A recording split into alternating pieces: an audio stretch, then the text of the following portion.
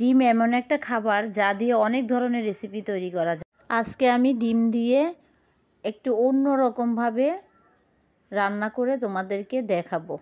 আমি আসমা তোমাদের মাঝে হাজির হলাম ডিমের ভুনা রেসিপি নিয়ে। ডিম অনেক ধরনের ভাবে রান্না করা যায়, অনেক রকম করে রান্না করা যায়। এভাবে একদিন ট্রাই করে দেখবে কীরকম লাগে। আমি কিভাবে রান্না করছি তোমরা দেখো। প্রথমে আমি ডিমকে সিদ্ধ করে হালকা তেলে ভেজে নিব। হালকা ব্রাউন করব, বেশি একটা ব্রাউন করব না, তাতে কিন্তু রান্না করার পরে ডিমটা শক্ত হয়ে যাবে। সেজন্য হালকা ভেজে নিতে হবে।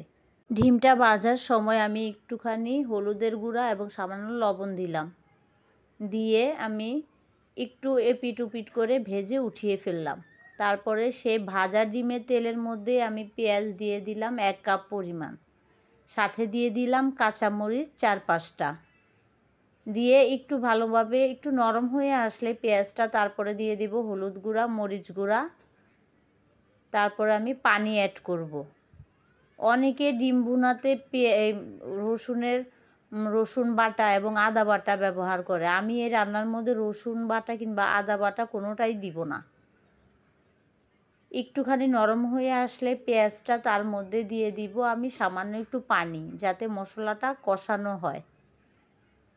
একটু কষানোর জন্য আমি গরম পানি দিয়ে দিলাম। দিয়ে হালকা কষানোর পরে আমি ডিমগুলো দিয়ে দিব, ভাজা ডিমগুলো। একটু যখন বলক আসবে তখন দিয়ে দিব। তার আগে দিয়ে দিব আমি 2টা এলাচ, 2টা দারচিনি এবং 2টা তেজপাতা। একটু বলক আসলে পরে আমি দিয়ে দিব ডিম।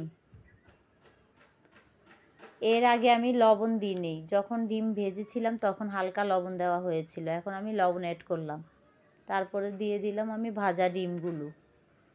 বন্ধুরা খেয়াল রাখবে, এই রান্না করার সময় ডিম ভাজাটা যেন হালকা হালকা হয়। বেশি একটা বাদামি কালারের করলে এই ডিমের স্বাদটা আসবে না। আর ঘরে যদি টমেটো সস থেকে থাকে তাহলে দিয়ে দিতে পারো।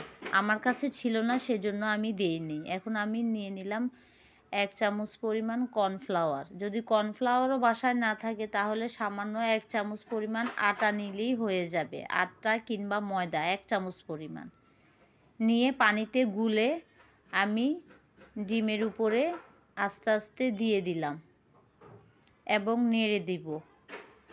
এতে কি হবে, ঝোলটা অনেক ঘন হবে এবং আঠালো আঠালো একটা ভাব আসবে। আর বন্ধুরা, এই রান্নাতে কিন্তু টমেটো সস ইউজ করা একদম খুবই প্রয়োজন, কিন্তু আমার বাসায় টমেটো সস ছিল না, সেজন্য আমি দিতে পারলাম না। তোমরা অবশ্যই টমেটো সস দিবে। এখন ঝোলটা একটু ঘন হয়ে আসলে আমি দিয়ে দিব জিরার গুঁড়া, ভেজে রাখা জিরার গুঁড়া দিয়ে হালকা নেড়ে 5 মিনিট পরে আমি নামিয়ে ফেলবো এবং সার্ভিং ডিশে পরিবেশন করব। দেখো কীরকম লোভনীয় লাগছে। টমেটো সসটা দিলে আরও সুন্দর হতো। তোমরাও এভাবে বাসায় ট্রাই করবে এবং আমাকে জানাবে। অসংখ্য ধন্যবাদ এতক্ষণ ধরে আমার ভিডিওটা দেখার জন্য। ভালো থেকো, সুস্থ থেকো। আল্লাহ হাফেজ।